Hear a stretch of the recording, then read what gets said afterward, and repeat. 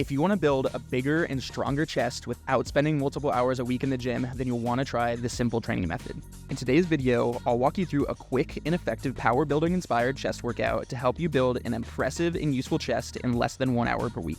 When it comes to building strength, producing maximum force is the name of the game.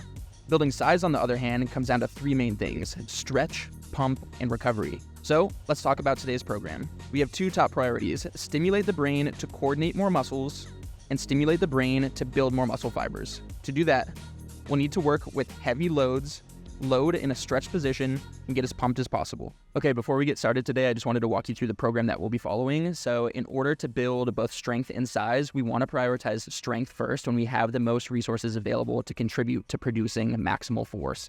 So today, that looks like a flat press variation, and we're going to do flat bench. So building to a heavy single is not a 1 rep max. Instead, it is following a specific RPE, or rate of perceived exertion, for the day. So instead of going to a 10 out of 10 like a 1 rep max, we're actually just going to go to an 8 out of 10. So we'll still be working with near maximal loads, creating that neurological adaptation that we need for strength. But we're not going to be going so high up that we create a ton of systemic fatigue and lower our ability to recover during the week. After we go ahead and have that main neurological component to our session, that heavy single with our bench, we'll go ahead and jump into a decline variation and start doing some hypertrophy work. So today I picked weighted dips. This is an amazing exercise for me because I get an insane stretch at the bottom in the loaded position, and I can also get an amazing pump from this exercise. So we'll go for about 10 reps, 3 rounds for that exercise. And after that, we'll go ahead and hop into our incline variation for the day. This is going to be our incline chest press or seated shoulder press. You can pick one or the other. For me, I'm going to go ahead and pick an incline chest press today. To wrap things up at the very end, we'll go ahead and just blast the shoulders real quick by spamming some lateral raises. So with all that being said, let's go ahead and jump into our heavy single session. Okay, the main strategy that I'm going to be taking here to build up to a heavy single is thinking about how many sets do I need in order to prepare myself to work with that ultimate load at the end of this. So I'm going to slowly progress from multiple reps with a lighter load to reducing my reps and loading heavier as I build up to my 1 rep max. Let's go ahead and start with just an empty bar to get things warmed up.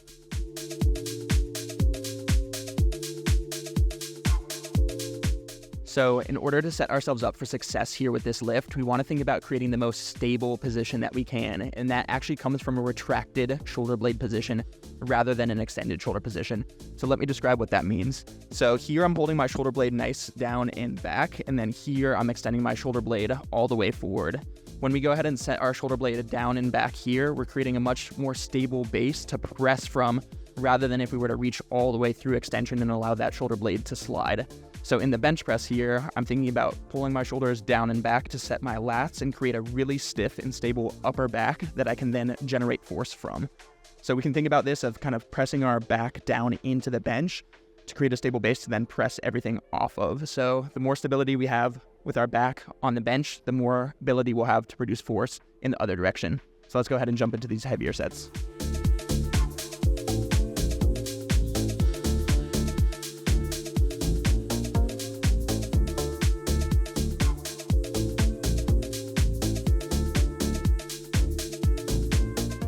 Okay, now we're starting to work with a little bit more load, so I'm going to start to increase my rest periods a little bit. So I've warmed up with just a few sets here, and now as I start loading a little bit heavier, I want to give myself that time needed to kind of let those systems of the body, the energy systems required for lifting or producing maximal force, to recover, and that typically takes around 2 to 3 minutes. So I might not take that long a rest as I build up to the single, but right before I hit my kind of top 2 sets of the day, I'm going to make sure that I do have that ample time before so that I have the resources needed to produce force. Let's go ahead and get into it.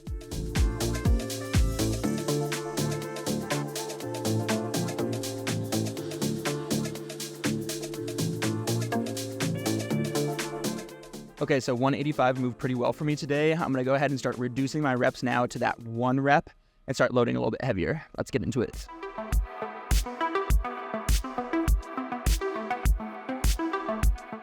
Okay, 205 moved pretty quick for me today. I just wanted to walk you through a little bit more of my form for this setup. So if we were to take a close grip on bench, we're going to get a lot more tricep stretch out of it. So we don't necessarily want our triceps to be the limiting factor here. We want our chest to be. So I'm taking a slightly wider grip than neutral to make sure that my triceps are not the limiting factor here in this lift compared to a closer grip. From there, I want to make sure again that I'm setting those stable shoulders, and then I'm going to use my feet to drive my back into the bench When I can use my feet to plant and press myself firmly into this bench, I'm creating a more stable position, which is going to allow me to press off of my chest a little bit more easily.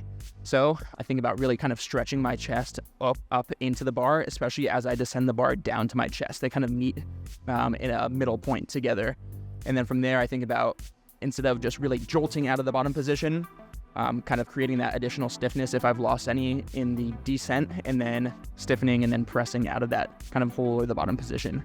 So let's go ahead and up the weight and see how it goes.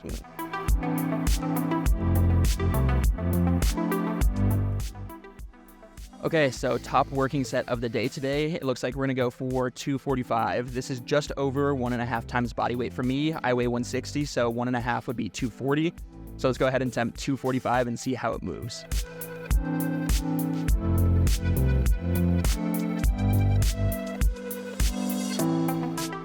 Okay, 245 moved really, really well for me today. I think I might have been able to get away with adding a little bit more weight, but sometimes that's how it goes. So let's go ahead and jump into the next portion of the workout, weighted dips. Okay, so our heavy single session went really, really well. Now it's time to jump into the hypertrophy work. For this first exercise, I'll be working with weighted dips. For me, this allows me into a really deep range of motion, and then also it allows me to load really heavy when I'm in that stretched portion, something that's really important for building size. So before we jump into our working sets for this, I'm gonna take 1 or 2 sets beforehand to just get familiar with the movement pattern. I'm already really warm. I just wanna make sure that the movement pattern is down to a point where once I begin to load, everything moves nice and smoothly. So let's go ahead and jump right into it.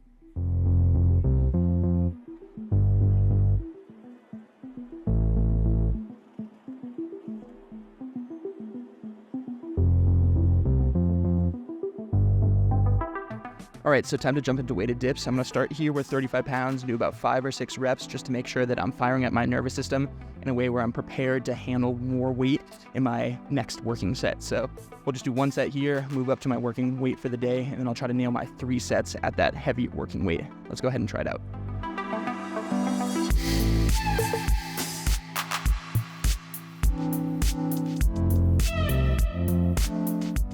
Okay, a few things to talk about real quick before we jump into this first working set. First and foremost is picking a weight that is going to be the most challenging first. We are warmed up right now, we're familiar with the movement pattern, and we have the most resources to contribute to this first effort. We want to make sure that we're working with loads that are going to challenge us. As we get deeper into these sets, maybe set 2, set 3, we might either lose a rep due to losing resources, or we might need to drop the weight in order to get the reps that we're after. After that, we can talk about form a little bit. So first and foremost is going to be creating a really stable foundation to press from. And again, that's by creating a little bit of stiffness in our upper back here. So I think about squeezing my lats a little bit, and I'm actually going to stiffen my core too, so that any of the weight below me isn't swinging in the wrong direction, impacting the movement of me moving above these dip bars. Last thing is pausing in the stretched portion of this. Again, we are going for hypertrophy here, so it's really important that we take a second in the stretch position when we are really loaded to make sure we are sending that signal to the brain of stretch under load, so that we do ultimately get a growth response from it. Additionally, we want to make sure that we are at this higher rep range around 10, so that we are getting that really effective pump or metabolic stimulus as well. So let's go ahead and jump to this first working set.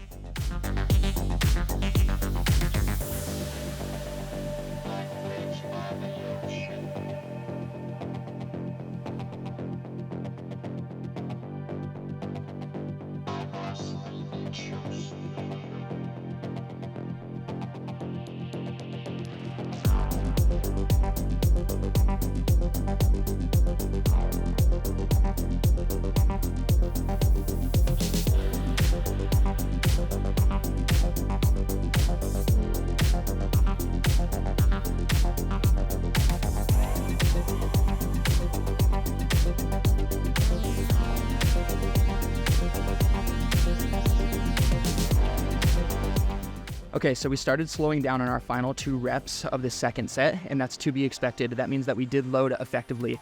So for my third set here, I can either expect to drop weight to get around 8 to 10 reps again, or I can keep the same weight and really push for that 8 or 9 reps if I can, knowing that 10 is pretty unlikely. So let's go ahead and just keep our same setup and jump into this third set.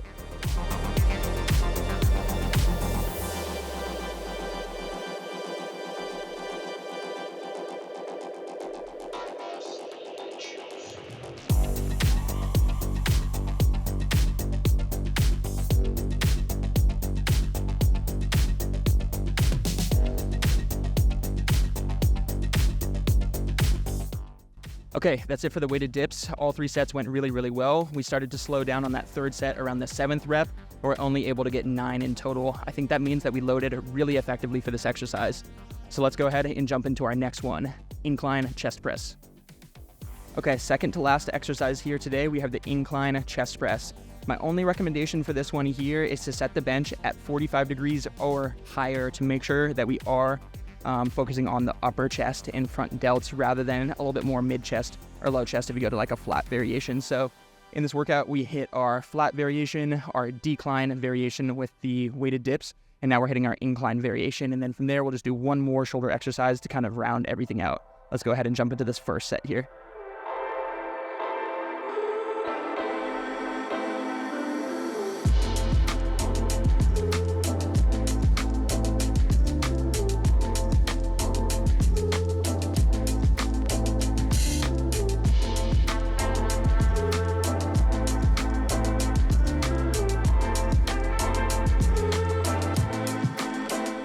Okay, one tip to give for this exercise before we jump into our final one for the day, lateral raises. When I'm thinking about doing my pressing for this incline position, I'm not elbows completely up. I'm not elbows completely down by my sides. I'm at about a 45 degree. This gives me really good feeling in my upper chest and front delt where they both are kind of evenly balanced. If I go elbows too high, I get a little bit too much stress in my front delt and rotator cuff.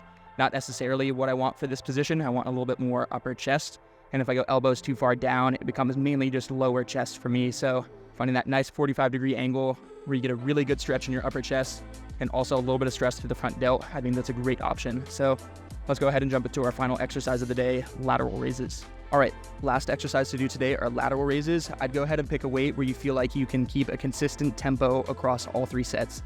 This consistent tempo is going to allow us to build an incredible pump. So for this movement, since it is an isolated movement pattern, meaning one joint, one primary muscle group rather than multiple joints, multiple muscle groups, it's a good idea to go for a pump-focused protocol rather than a strength protocol.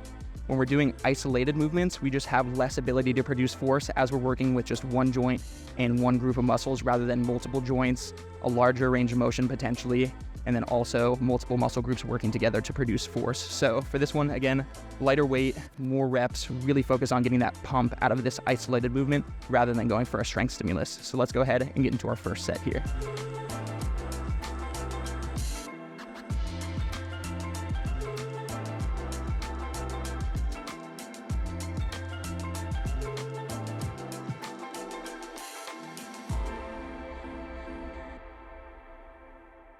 All right, thanks for joining me today for this awesome chest workout. If you like videos like this, be sure to subscribe and I'll see you in the next one.